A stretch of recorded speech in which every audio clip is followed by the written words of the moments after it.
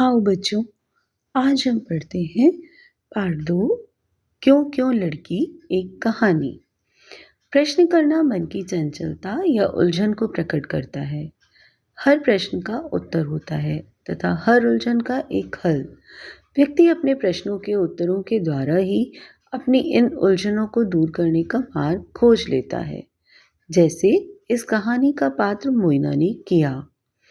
इस कहानी के जीवन मूल्य हैं जानने की इच्छा रखना, मेहनत, लगन, शिक्षा का महत्व समझना।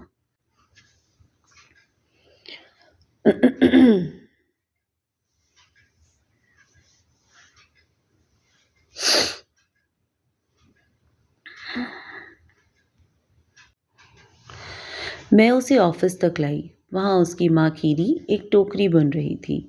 चलो थोड़ा आराम कर लो, मैंने कहा। क्यों? क्यों थकी नहीं हो क्या? मोइना ने सिर हिलाया। बाबू की बकरियां कौन घर लाएगा?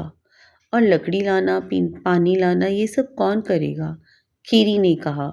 बाबूजी ने जो चावल भेजा है उसके लिए उसे धन्यवाद देना ना भूलना। क्यों? क्यों दूँ धन्यवाद उसे? उसकी गौशाला धोती हूँ, हजारों काम करती हूँ, उसके लिए कभी धन्यवाद देता है मुझे? मैं क्यों उसे धन्यवाद दूँ? मोइना अपने काम पर भाग गई। खीरी से हिलाती रह गई। ऐसी बच्ची देखी कभी? बस कहती है क्यों क्यों। गांव के पोस्टमास्टर ने तो उसे क्यों क्यों लड़की का नाम दे रखा है। मुझे तो अच्छी लगती है मोइना। इतनी जिद्दी है कि एक बात पकड़ ले तो उससे हटती नहीं। मोइना आदिवासी लड़की थी, शबर जाति की। शबर लोग गरीब और भूमिहीन थे। उस जाति में सिर्फ मोइना ही थी जो सवाल पर सवाल करती थी। क्यों मुझे मीलों चलना पड़ता है नदी से पानी लाने के लिए? क्यों रहते हैं हम पत्तों की झोपड़ी में? हम दिन में 2 बार चावल क्यों नहीं खा सकते? मोइना गांव के बाबुओं की बकरियां चराने का काम करती, पर ना तो वह अपने आप को दीनहीन समझती, ना ही मालिकों का एहसान मानती। वह अपना काम करती, घर आ जाती और बुदबुदाती रहती। क्यों उनका बचा कुचा खाऊं मैं? मैं तो बढ़िया खाना बनाऊंगी शाम को। हरे पत्ते और चावल और मिर्ची वाली, और सारे घर वालों के साथ बैठकर खाऊंगी।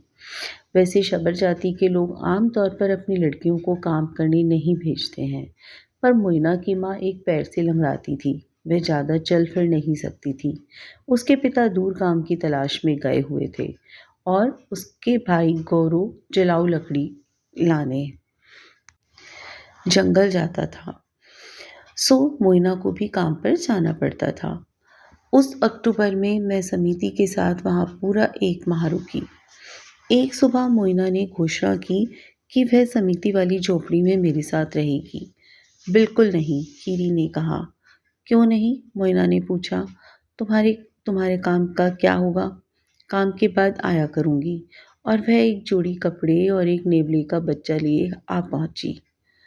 अ, ये बस ज़रा सा खाता है और बुरे सांपों को दूर भगाता है, उसने कहा। हमारी समिति की शिक्षिका मालती बोनाल ने मुझसे कहा, आप तो तंग आ जाएंगी इसकी क्यों क्यों सुनते हुए। और वाकई वह अक्टूबर ऐसे बीता कि पूछो मत। क्यों मुझे बाबू की बकरियां चरानी पड़ती हैं? उसके लड़के खुद ही कर सकते हैं। मछलियां बोल क्यों नहीं पाती? अगर कई सारे तारे सूरज से भी बड़े हैं तो वे इतने छोटे क्यों नजर आते हैं? हर रात को तुम सोने से पहले किताबें क्यों पढ़ती हो? क्योंकि किताबों में तुम्हारी क्यों क्यों के जवाब मिलते हैं। मैंने जवाब दिया। इस बार मोइना चुप रही।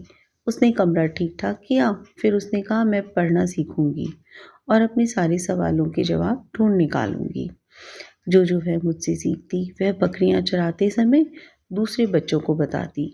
कई तो कई तारे तो सूरज से भी बड़े हैं। सूरज पास है इसलिए बड़ा दिखता है। मछलियाँ हमारी तरह बातें नहीं करती।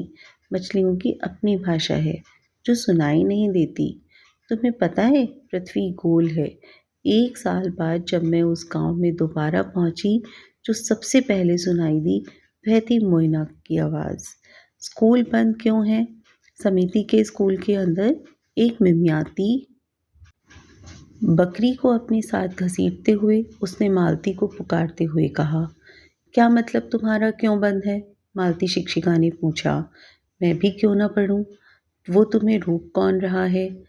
पर कोई कक्षा ही नहीं लगी। स्कूल पूरा हो चुका था। क्यों? तुम जानती हो मोइना, मैं सुबह 9 से 11 बजे तक कक्षा लगाती हूँ। मोइना ने पाँव पटक कर कहा, तुम समय बदल क्यों नहीं सकती? मुझे बाबू की बकरियां चरानी होती हैं।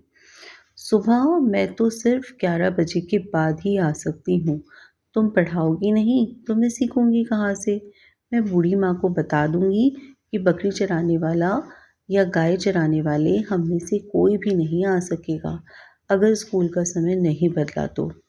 तभी उसने मुझे वहां देखा और अपनी बकरी ले भाग खड़ी हुई। शाम को मैं मोइना की झोपड़ी पर गई।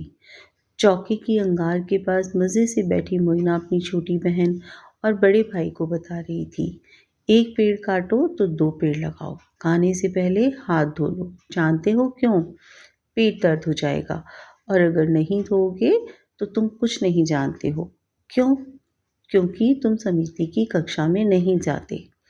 तुम्हें क्या लगता है, गांव में जब प्राइमरी स्कूल खुला तो उसमें दाखिल होने वाली पहली लड़की कौन थी? मोइना।